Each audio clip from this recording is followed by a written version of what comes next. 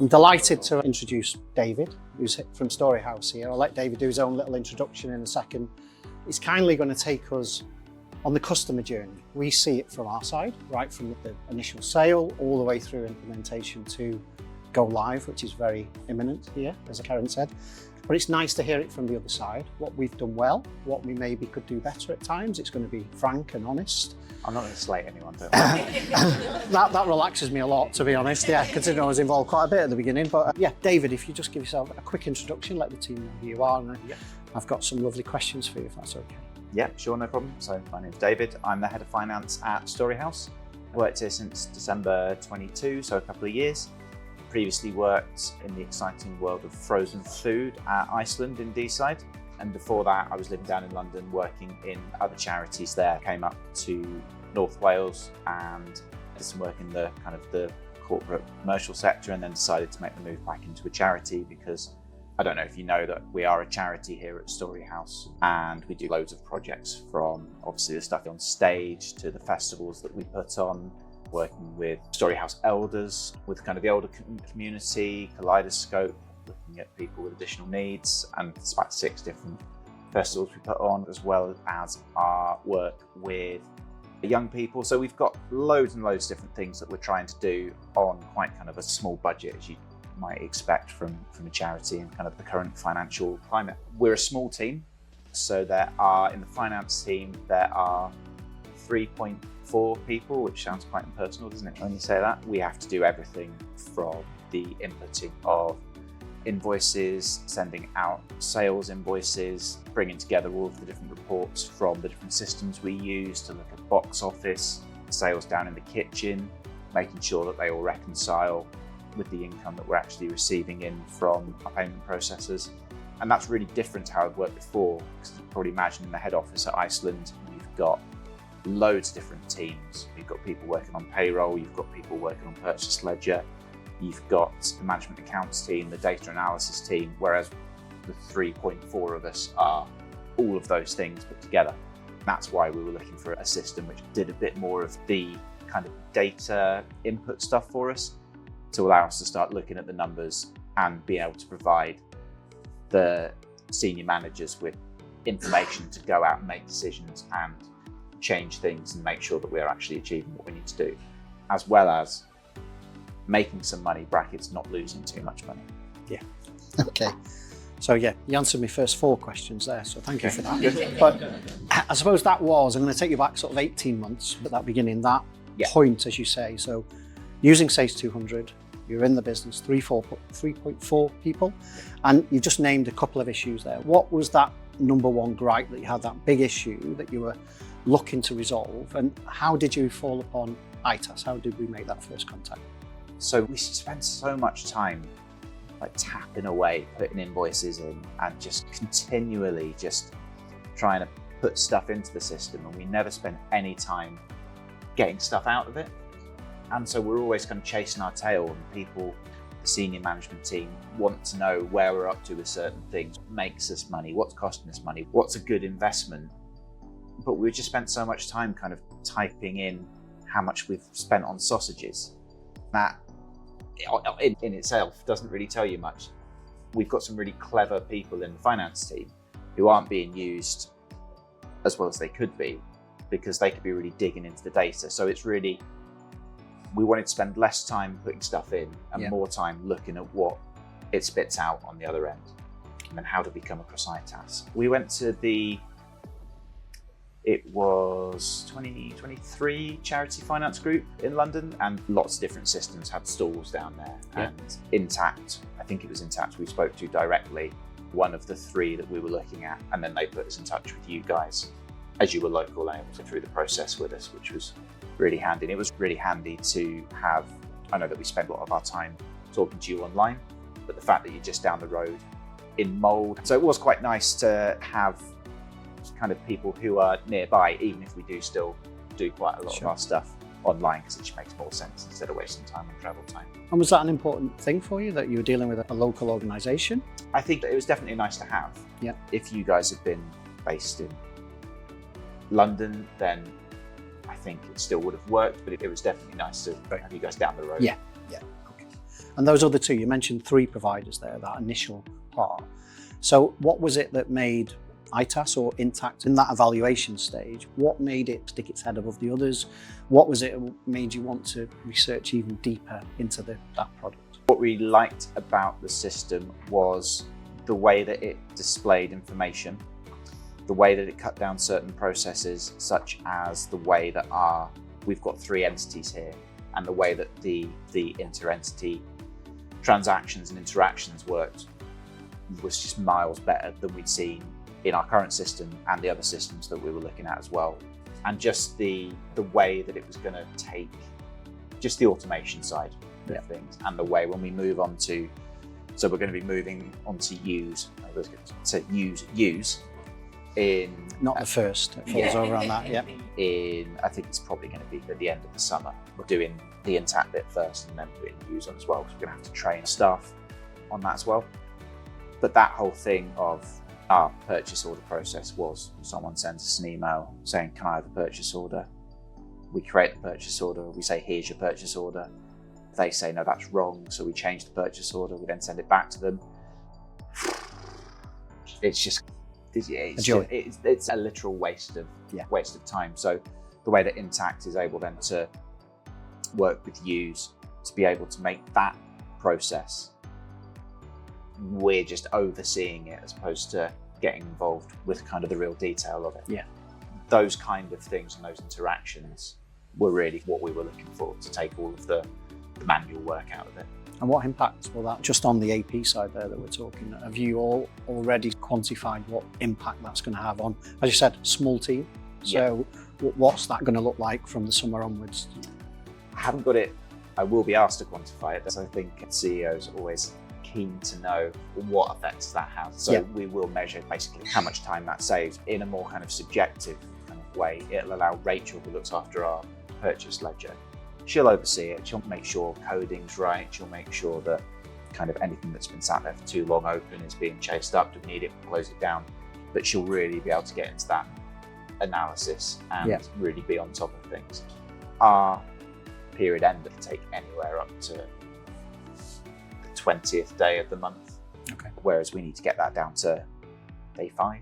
And so changing all of the chasing around, the emailing and stuff like that, and allowing people to self-serve for things like purchase orders, and also for the optical recognition technology to be able to stop that kind of tapping of invoice entry is going to allow us to really crack on with the more financy bits of finance and the less interesting stuff. Yeah. Okay.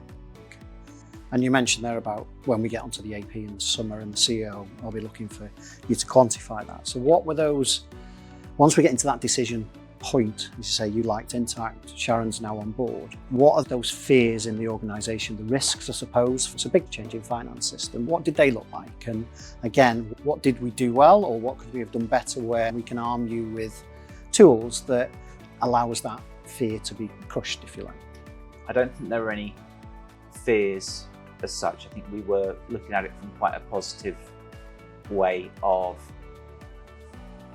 because our current CEO started in, I think it was October 23 as well, when you guys first came in. And we'd had quite a lot of discussions about what did she want to see? What did we want to see? What did we want to do? And so we were very much working towards, we need a system that allows us to do this. So it was never like, what are the issues going to be if we change system? It was very much, this isn't working for us. This is going to allow us to do X, Y, and Z. The concern for us was making sure that we were getting a return on the investment, because it is a fair amount more money than we were paying before, but we weren't getting what we needed from what we were paying before. So it was definitely, I was going to say, more pressure on us to deliver certain things, because we managed to get the funding internally to be able to put a new system in. But it's very much, we're looking at the positives of what it's going to be able to do, as opposed to the issues that it might create. And that investment that you've got, was that looked at as over a long-term period? As you say, it's a large purchase to fall in this calendar year, but was it something that you're looking to quantify over a longer period? Is that how you sold it to the trustees, etc.? Yeah, so we're an organisation that obviously has been through COVID. which created a kind of a weird financial situation in that you're obviously not getting people through the doors to be seeing shows and take part in the activities and raising funds from that point of view. But there were various kind of COVID recovery funds that were made available to organisations and charities like ours. Yeah. So we actually got to a place where we built up a fair amount of reserves, and then they slowly start getting eradicated. And we needed to make sure that we know exactly what's going on. We've got really current, recent, relevant information that's going to allow us to make sure that we are not eating into those reserves, that we're building them back up again. Okay, so decisions made, we've gone for Sage Intacct. Yeah. The young lad's done well, and we've moved to the project team now. Yeah. What was that process like? Again, from an itas point of view, we have our processes that we almost push you through a little funnel. Did you find that handover seamless? Was it okay? Did it work? Was there anything you would have changed? Yeah, it worked. I think we quickly got our kind of initial meetings in to talk about what we need and how we're set up, and they were really good. They were a number of meetings in a row, which allowed us to really dig into the detail of how we're set up at the moment and how that can either be mimicked with Intacct or changed or improved, or if there are going to be any things that are going to be slightly, not difficult, but might provide some challenges.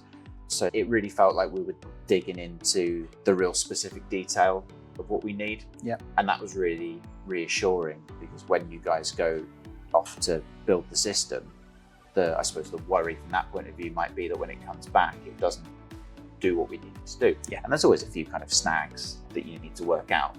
But I think the detailed scoping meetings really meant that I wasn't worried that we were going to receive something back later on that kind of massively missed the mark. Yeah.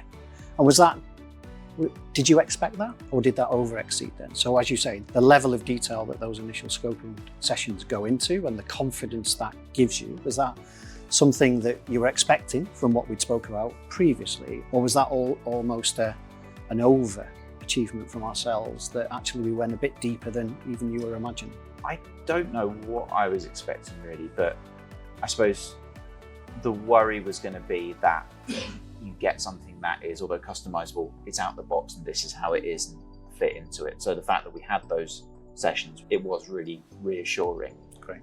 And I suppose that some people might think that's a lot of time to talk about debits and credits. But when you're working on it every day and you're invested in it, I took that as a positive rather than the overkill. Yeah. And it gave you a confidence that we genuinely understand what it was that you're looking for, what the system's going to be delivered. And time's always a difficult thing. So that the length of the project and how that was delivered to you at the beginning and what those stages would look like. Yeah.